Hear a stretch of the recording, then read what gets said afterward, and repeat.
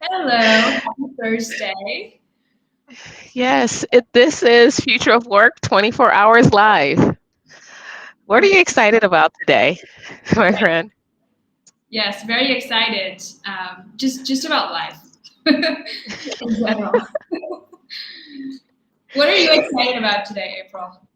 Tell me. Um, Perpetual learning. Actually, I'm really excited about our event coming up. As it gets closer and closer, I get super excited as I talk to more people and more communities and looking at how might we do something together. That has been exciting to me. How That about is you? exciting. That is exciting. On that same note, I'm very excited about our upcoming event and to nerd out about unimagined possibilities around the clock. You know, I'm going to be up 24/7.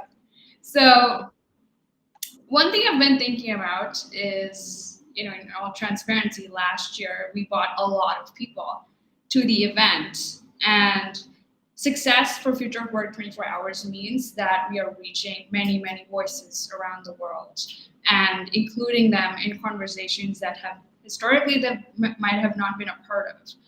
Um, and this year, in terms of how the event is going, one of the things we talked about earlier on was, or rather, discussions we had on the team was, hey, quality over quantity, like in terms of what we can achieve and also how many people we reach. So I've been thinking about what does success look like? Is it that we impacted a few people, perhaps, or rather, in some senses, it's the scale that they feel like they are invited into this. So maybe the meaning of success differs from maybe year to year on what good looks like and what success can mean.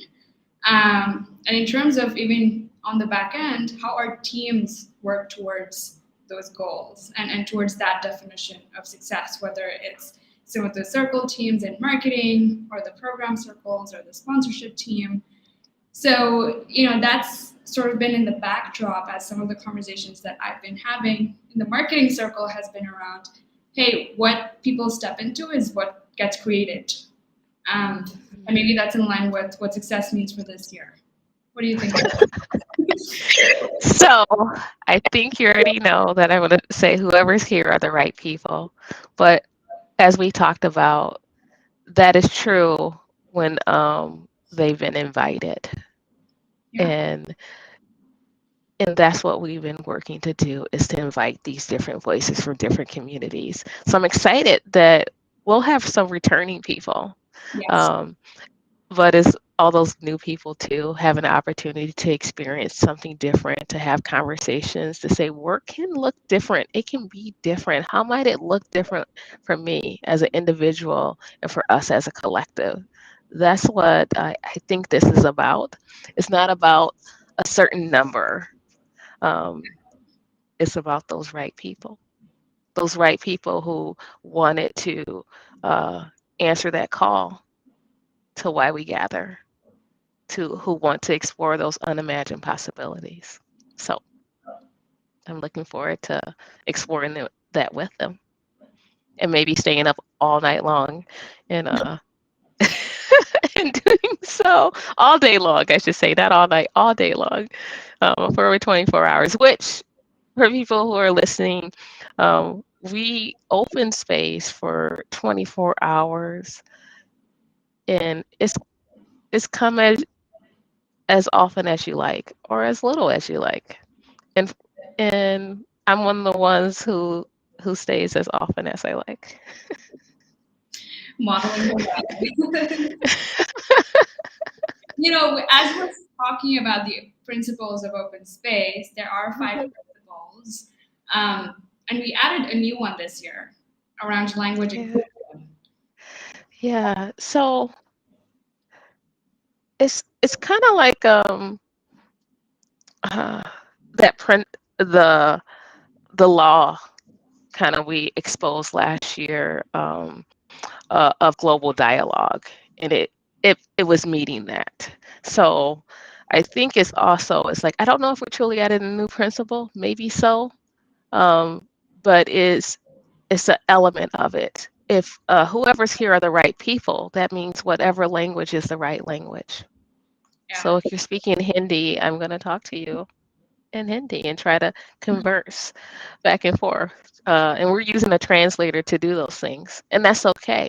And maybe people will use it or not use it, but it doesn't matter. Having the opportunity and setting space for people, whatever they're comfortable in, matters. I've talked to one of the people who are opening, doing the first circle with me, Circle A.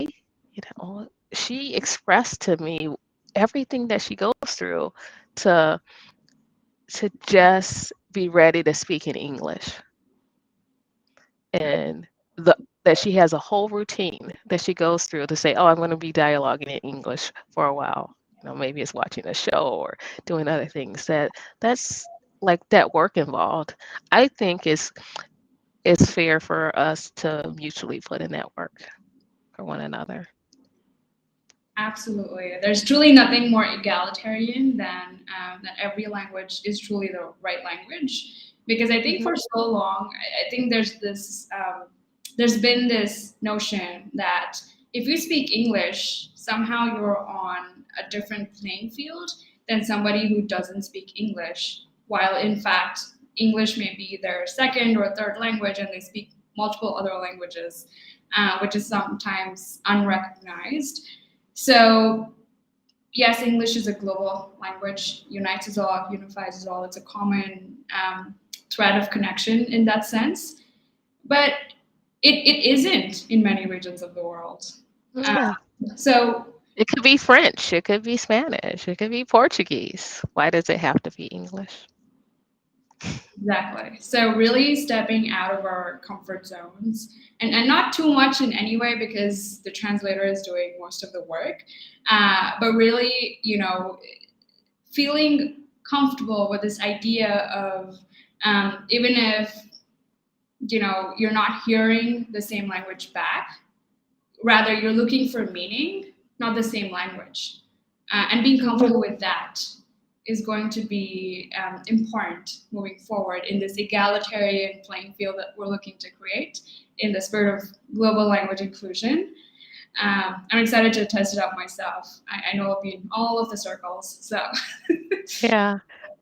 I was quite impressed, and if you want to look at, we have another on our channel recording with Mariana and I, and we dialogued for a bit in Spanish and having these conversation about unimagined possibility. It was fun. It was easy. It took take a moment is inviting a little breath in the space, and I think what happens with that is you start truly listening to people. It's like, okay, I had to read what she was saying in Spanish, and she needed to read what I was saying in English, and then we're responding from that. I think it created a more generative conversation. yeah, exactly. I think language is a medium at the end of the day. Mhm. But it's not the sole thing that connects us as human beings, right? It's a medium to communicate. But I think there are things transcending language that could be communal and connective in the way we dialogue, even whether it's just the body language, and not just solely the verbal language. So in that sense, I think it is refreshing to have the opportunity to talk about the future of work and then Mhm. disrupting that and turning it on its head with people, and then truly having the opportunity also to empathize, because we're not just speaking in English and expecting everybody to speak in English, but rather hearing someone express pain points or frustrations potentially in their language with the nuances that come with that language is a whole other privilege and a level of Yeah. empathy that we experience, which we wouldn't if we were just communicating in plain old English. Yeah. And it also goes to, I had someone contact and say, "Hey, would you have closed captions on?" And they were like, and I just said, "Yes, of course. We're gonna make sure it's be on for everyone because, like, hey, if we have people who are deaf or have hearing capabilities, why not? It's the extra effort to put those things in so they can have understanding. And some people, as well as when English is not their first language, reading it can help. I know when I was in other countries, and that I'm not fluent in it, but I studied French younger, but I could like reading it. uh, gave me better understanding versus just a dialogue. So it helped in that way. So, It could be interesting what co-creations arise that are multilingually powered, hmm yeah, right? Yeah, that could be very interesting in terms of what projects could make sense that are truly represented from all people from many regions and isn't just centered around folks who have historically been at the center of the future of work discussion, right? So that's going to be very refreshing, and it's a path and it's a step towards true inclusivity in that sense, and really walking the talk towards a future of work where everybody is included. Um, yeah. and having these little accommodations and trials and experiments and things we could be doing to make that path easier for everybody. Wow. So our time, like, because we have to run to something else, and man, I'm like, oh, it's so much more that I want to explore. It's like, oh, that, like, like the idea of like just language privilege and other different things.